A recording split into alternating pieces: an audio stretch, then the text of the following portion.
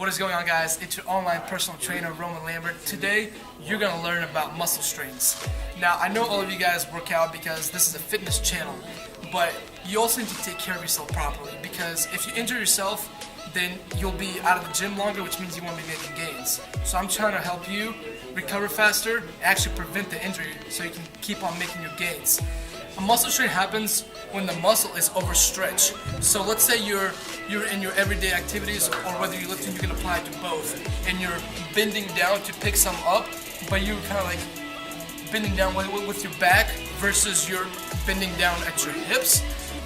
Alright, so first we're going to show you how to bend down to pick something the wrong way, and then we're going to show you how to pick something the right way. So she's our model, and she's going to pick up, and this can be anything. Right now we're using, because we're in the gym, we're using a dumbbell, but this can be anything for your everyday functions, whether you're picking up your groceries, you're bending down to tie your shoe, it can be whatever. So this can be the wrong way. As you can see, I'm like round up your back. As you can see how her back is going like this, it's making that C shape, which is really putting a lot of stress on her lower back versus putting stress on her hips. I mean, like on her hamstring and her glutes. And this is how most back strains occur, is when you go to pick something incorrectly and you're putting that stress on your lower lumbar.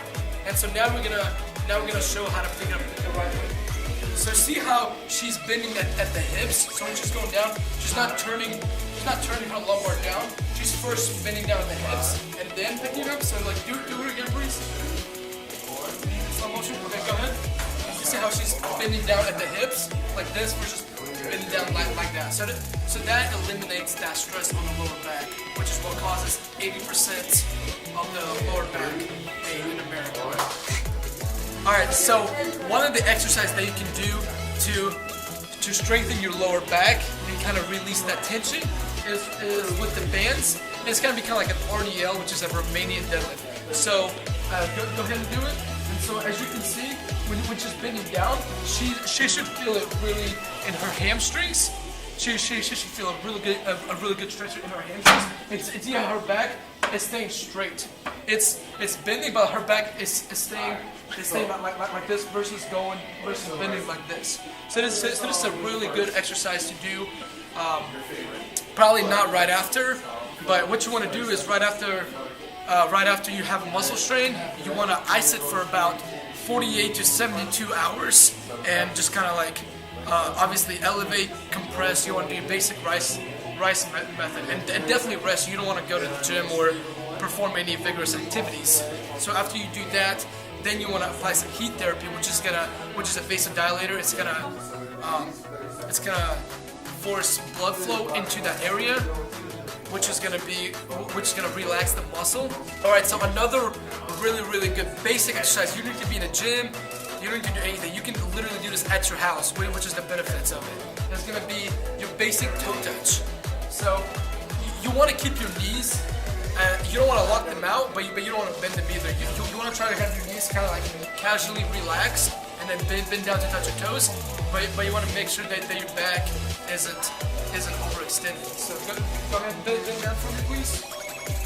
So she's, as you can see, her range of motion in her lower back is pretty good. But for somebody who just straight a muscle, the range of motion might only be like about like right there, and then like they might feel some discomfort. So what you want to do is you can do a little bit of passive stretching, which take her back and kind of just like try like stretch it with her, and then she's gonna give me resistance on the way up for like 5 seconds. I don't know, and then push it down more.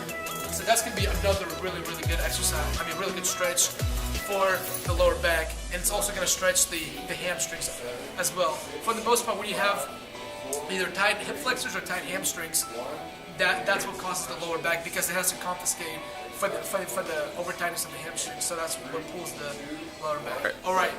Now, what you want to do is you want to figure out the signs and symptoms of this injury before prolonging to the next step. So some signs and symptoms is obviously pain. Pain is always a contraindication to literally every single injury. But some things that you're gonna feel is you're gonna feel your back really stiff. It's gonna have that kind of like sharp, kind of like a knife almost, like in your back kind of pain. And when you do any kind of like step, you're gonna feel it in your lower back. So you know that that's definitely a contraindication. Another symptom could be even when you're doing your basic tasks such as walking, laying down when you're about to go to sleep, and you feel pain in your lower back. That is definitely a contraindication. That should not be there. So you want to figure out what's the result of that pain. You kind of want to backtrack to figure out what causes pain, so you know how to rehab. But most importantly, you know how to prevent it next time. Go to your basic chiropractor, and they'll do some stim work on you, which is they'll put some pads on your lower back, and it's gonna be just a little stim shock, like every second or two, and you usually do that for about 15 minutes, and that kind of just relaxes the muscle. So that's another good one you can do, and you can do a massage that goes deep into the muscle and like breaks down the overstretches and the clots of the muscle.